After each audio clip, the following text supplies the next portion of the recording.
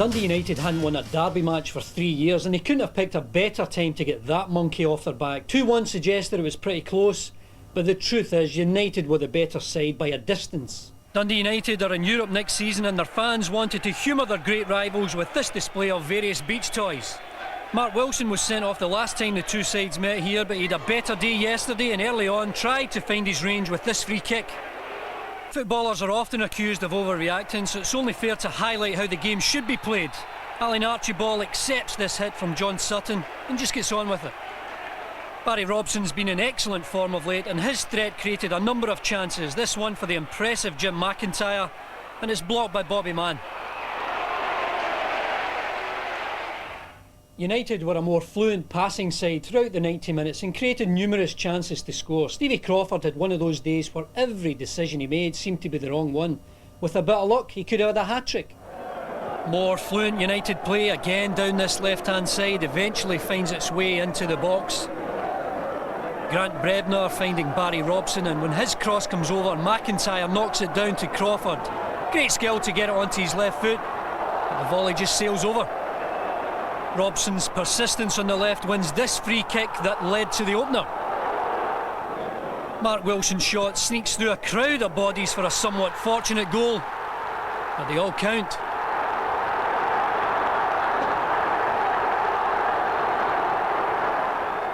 This was a great chance for United to make it 2-0. Stuart Duff's miss-hit volley from Kerr's diagonal pass really should have been put away by Crawford. This is another missed opportunity. The long diagonal once again gives Callum MacDonald all sorts of problems. His mistake gives Crawford 2 or 3 chances to pull the trigger, but for some reason he passes them all up. Dundee equalised thanks to the persistence of Stevie Lovell. His strength and determination invites a poor challenge here from Gary Kenneth. It's a clear penalty. And Dundee's top scorer is successful again under pressure. The home side were now in the ascendancy and almost went in front with this terrific strike from Ian Anderson.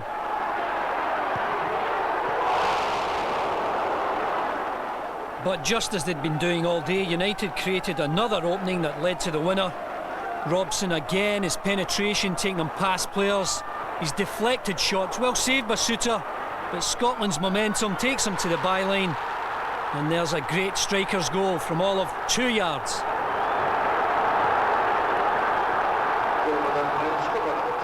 Jim McIntyre taking up pole position. We then get to see the good and bad side of Tam McManus. His pace takes him to the byline here to set up this chance for John Sutton. But the scramble breaks in United's favour. And then he gets himself sent off for sheer stupidity. Takes one in the face there, but I can't believe someone with his experience gets involved in such a stupid challenge. Referee Dougie MacDonald quite right to show him the red card. Next week's game with Dunfermline will possibly prove decisive for Dundee. Because of the stupidity of Tam McManus, he won't play, and Fabian Caballero looks likely to miss out as well, so team selection will be crucial. Another defeat for Dundee at this stage leaves them bottom with just 2 games to go. Well, Arthur, astonishing to think that United hadn't won a Dundee derby for 3 years. 9 attempts they'd had, and they did it at the 10th. What a time to do it. But I'm not surprised, especially if you see how they played the last couple of weeks. I think they do extremely well. They played the Scottish Cup final, they beat Rangers 2 weeks ago, and all of a sudden the team seems to gel. You can see it on the pitch as well. They fight for every ball, they fight for each other, and that is what you can achieve with some work. And actually they've qualified for Europe via the Scottish Cup final, so they're in the UEFA Cup. The beach balls were flying about at Dens Park yesterday, and they're safe if they win on Saturday. Is it too outrageous to ask the question, did they get rid of the manager too soon? I mean, it's his team. They played the same way they've been playing all season, to be perfectly honest with you. I said on this programme a long time ago that Dundee United had played some of the best football, curiously enough, I'd seen all season. And there they are, celebrating, playing the same kind of way.